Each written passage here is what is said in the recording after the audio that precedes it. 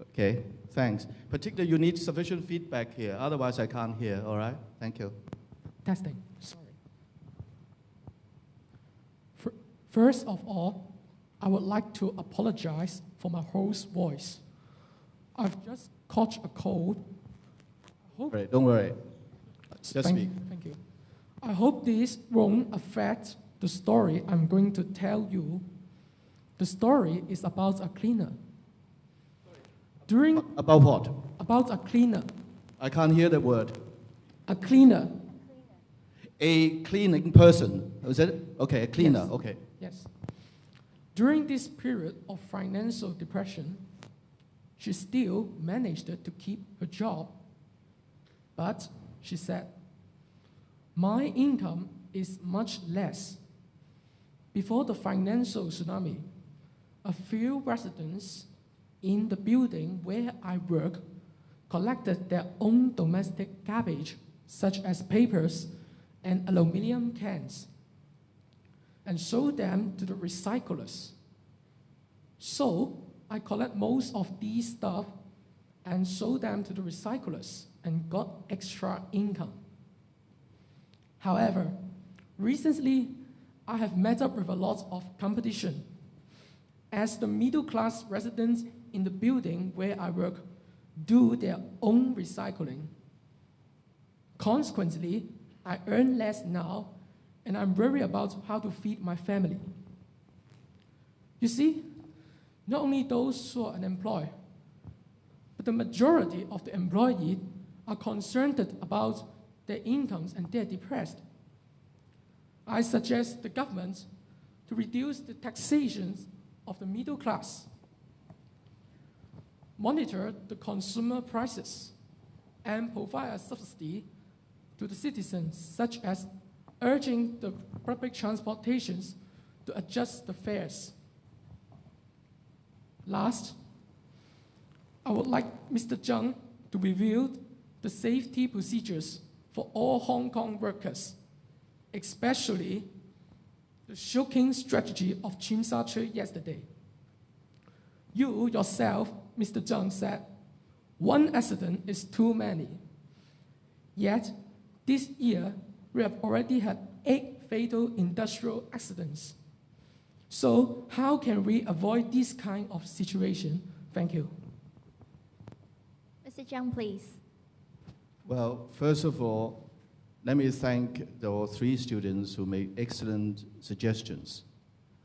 Some of them are of on the personal level. It might not be easily be followed through in a policy address, but they do reflect genuine problems faced by the people of Hong Kong day in and day out. Family with a person, with a member of the person with physical or mental difficulties. Secondly, the use of LPG in our public transport and in Hong Kong generally, particularly how the impacts on air pollution. What are we going to do about it? And then, of course, the question of the economy, how it impacts on the livelihood of everyone in Hong Kong. All these are crucial questions which the government will have to address. And in addressing them, we also need the help of the community as well. As far as social welfare spending is concerned, we are putting in no less than every year about 17% of our total spending into social welfare. As the total revenue grows, economy grows, the amount we spend on social welfare will grow as well.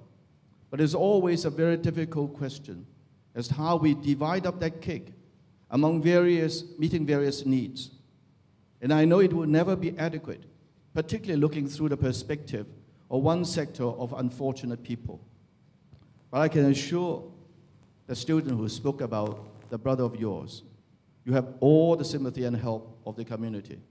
We should also have to try our best to devote more resources to it in a context of how we share out the cake. But thank you very much for your kind words, and particularly your, I think, constructive ideas how that problem could be met. On the question of the environment, this is one of the central policies of the government. We are trying to encourage the use of LPG, particularly in power generation or the use of LPG in our vehicles. And in fact, we are going further down the road, and not only using LPG as an option, but using electric vehicles instead, so that there will be zero pollution in that regard, as far as air is concerned. So we will spare no effort in going about this. But in this, let me tell you, you asked us to use the WHO guidelines, exactly what we are doing now. But you asked us to adopt the highest WHO guidelines. Let me tell you, very few governments these days, including all the developed economies, have reservation or even adopting the WHO standards. We already ourselves thrust ourselves forward, embrace those standards, and do what we can. But I agree with you, you are reflecting a very genuine community concern. And you will see that more and more resources of the XR's government will continue to be plowed in the areas of combating pollution. On the realities of daily life, and the question of this cleaning person, we talk about. And we as a community respect any person who works, particularly to fight for the family, to make a decent living. But I'm afraid it is a sort of thing that we have to face up to. I cannot resolve each and every problems that we have in the community. But for the poorer sector, we do our very best through our social welfare system, through various concessions we make. For instance, this year, which is a particular difficult year, we reduce rental in public housing.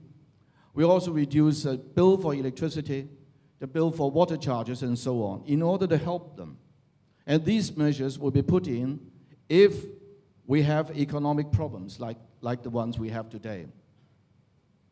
But you must also remember, we put it in context, that the amount of help we do must be compatible with the resources that we have. For instance, you said taxation should be reduced. You must realize, for instance, this cleaning person does not pay tax at all.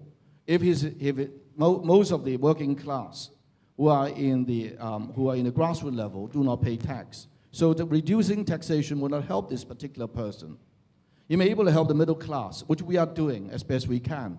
And Hong Kong, as you know, enjoys one of the lowest taxation level among all developed economies. About industrial safety, I am appalled at what happened yesterday when we have this group of people falling down from great heights and to their deaths. It is a very, very sad scene. And this is something we must put a stop to. But don't, again, I ask you, put it in context. In terms of industrial safety, Hong Kong has come a long way in achieving a present position, in that a number of industrial accidents has decreased over the years because of the safety measures that we have put in. But that will not be enough. As I said, one death is not more, one unnecessary death is certainly not what we want. We must put a stop to it. And I can also assure you, this particular accident will be looked at very seriously. There will be a thorough investigation, and we will put in, if we find that there are any defects in our present system, we will cure them. We will remove those defects. We will do our very best to ensure our industry will be safe for all workers. Thank you very much. Thank you, Mr. Zhang.